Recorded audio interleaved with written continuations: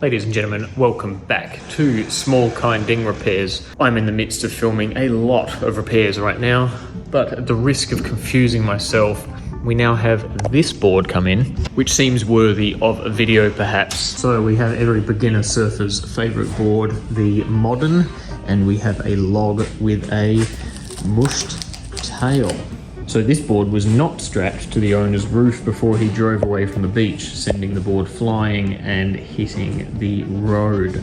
So we definitely have some hefty damage to both the glass and the foam here. We're going to de-wax it, get it all cleaned up, get all that grease out of there.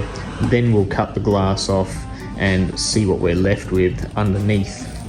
And hopefully we're not going to have to replace all of that foam, but time will tell.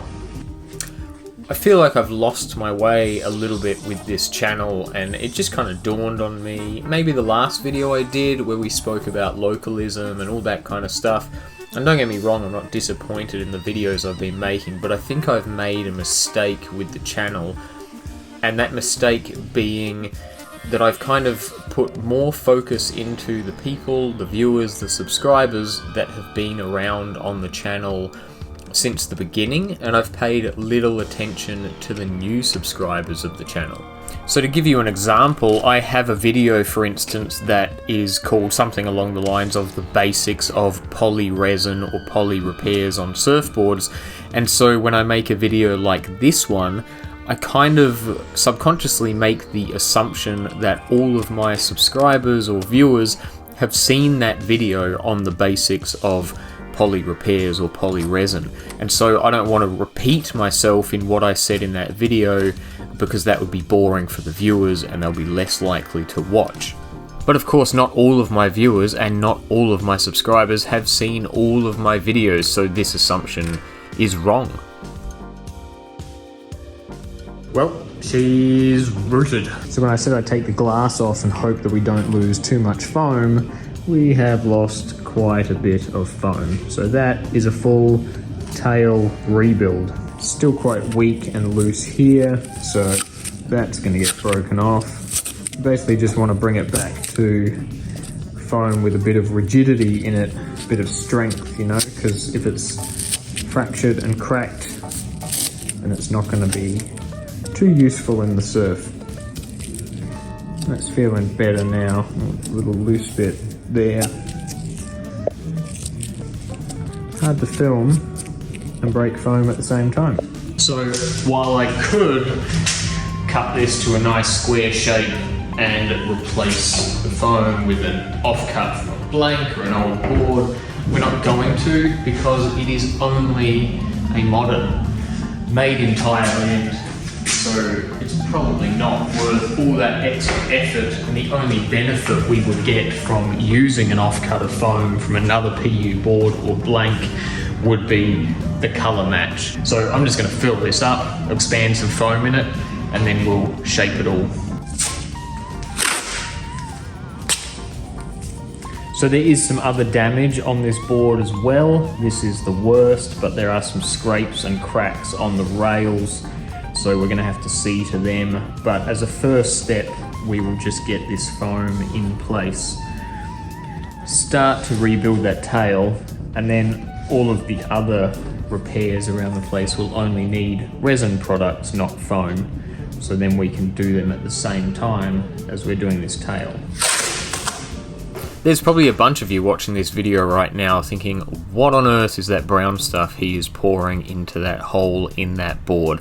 And questions like this will come up all throughout this video, and that's my fault because I made the assumption that you had already watched my basics to poly repairs video. So after this video, I'm going to try and create a little more balance within the channel between, let's call them the educational videos versus the entertainment videos, and hopefully that will cater for everybody who's subscribed or viewing. In all honesty, if you're viewing these videos and you're not subscribed, what are you doing, mate?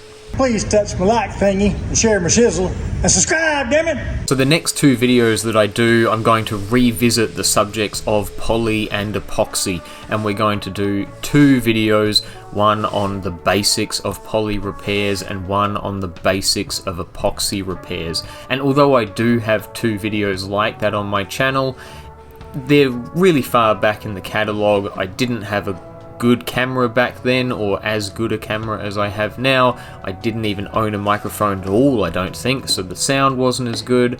So it's just going to be an updated version of those videos that already exist. And after we do those two videos on epoxy and poly, then I'll try and do another one more sort of catered towards the entertainment value, more of an interesting repair or board with maybe a story or a yarn.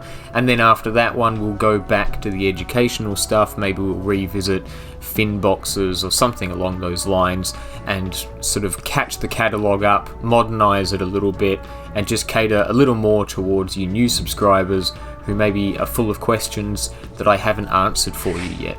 The whole point of this channel from the very beginning was to just give some clear and concise answers, solutions, advice, instruction to people who were looking for it, and so I definitely want to keep that up. And our micro balloon coverage is hard, so we're going to sand it and do our final shaping of this tail.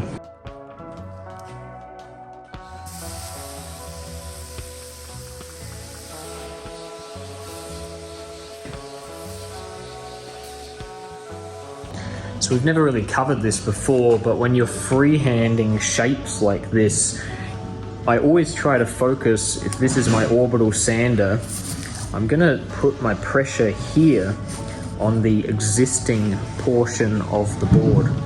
So I'm not pushing down on my new material, because the chances are I'm gonna sand it too low, sand it all the way. So I'm gonna sand like this, but I'm focusing on the existing board.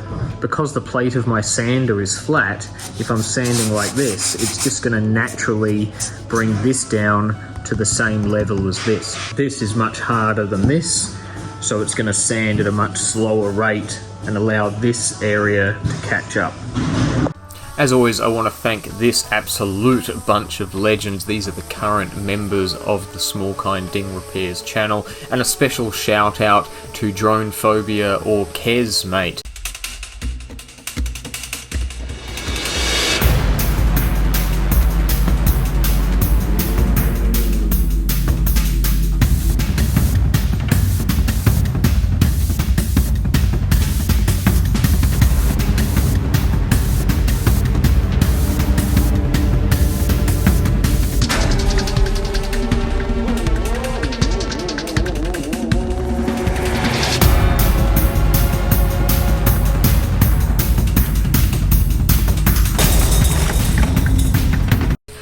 Welcome as a member. Me and Kez have been talking for about half a year now. He's restoring a board over in Wales where he lives, so we've been yarning for a bit, and he's just joined the channel recently as a member.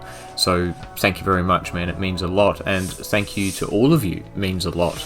And on the subject of back catalogues and looking back on old videos, Seth here is going through the entire catalogue and even told me that my red rocket is banging. That comment sounds a little bit strange without the context behind it. Seth does also ask a question though as well in this comment, and so I will be sure to answer that. I try to answer all of the members' comments as soon as I see them. For everybody else though, there's a slightly different system. So if you're to leave a comment or a question under a video, what I do generally is I kind of collect them over the course of roughly a week.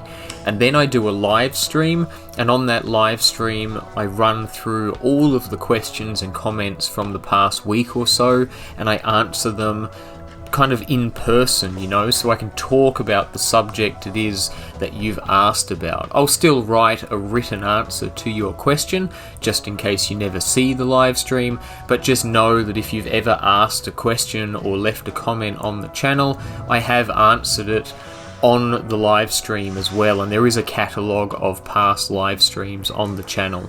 So feel free to go and check them out if you like. You don't have to, but if you want a more in-depth answer to your question, that might be the place to find it. And of course, if you ever see one of my live streams pop up, you are more than welcome to join in. The more people that are in there, the more conversation is created, and so yeah, the better they are.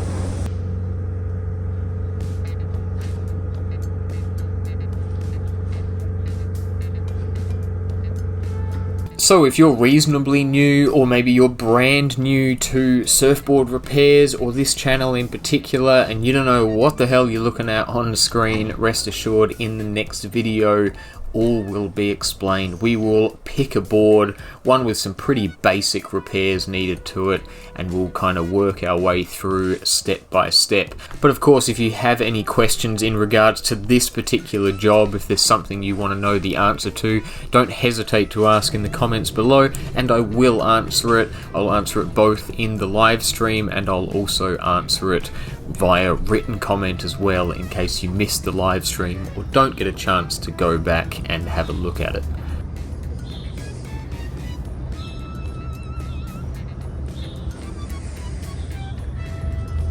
This is about as basic and short and sweet as a repair gets coming out of Small Kind Ding Repairs. A somewhat unremarkable repair for a somewhat unremarkable board, and this can be one of the hardest things of ding repairs, is drawing a line, finding the balance between quality repairs, quality aesthetics, and of course cost and value of the item that you're actually working on. Almost every ding repairer that I've ever met or ever spoken to would love to do the most high-end repair jobs, especially visually, as they possibly could on every single board that comes through the shop. But the reality is sometimes it just isn't feasible to do that. We all want to do the job of, say, an automotive painter, but in reality, the surfboards we're working on don't cost anywhere near that of a car, and if we charge the prices of an automotive painter, our customers would likely never come back. We could have added paint to this board before we glassed it, but we would have had to feather that paint quite far up the board, and then of course we've got logos and things to worry about. We would have had to glass beyond that paint feather, and we would have had to hot coat or resin coat beyond that glass, and so using a method like that just makes the job so much bigger, and of course it makes the job so much more expensive. So like I said earlier, a somewhat unremarkable repair for a somewhat unremarkable board. Let me know your thoughts. You guys, as any questions, comments, concerns, feel free to put them in the comment section down below. As always, thank you very much for watching. It means a lot. If you haven't subscribed, hit the subscribe button. It doesn't cost anything at all. And until next time, guys, I hope you're well. We'll see you in the next one. Choo-hoo!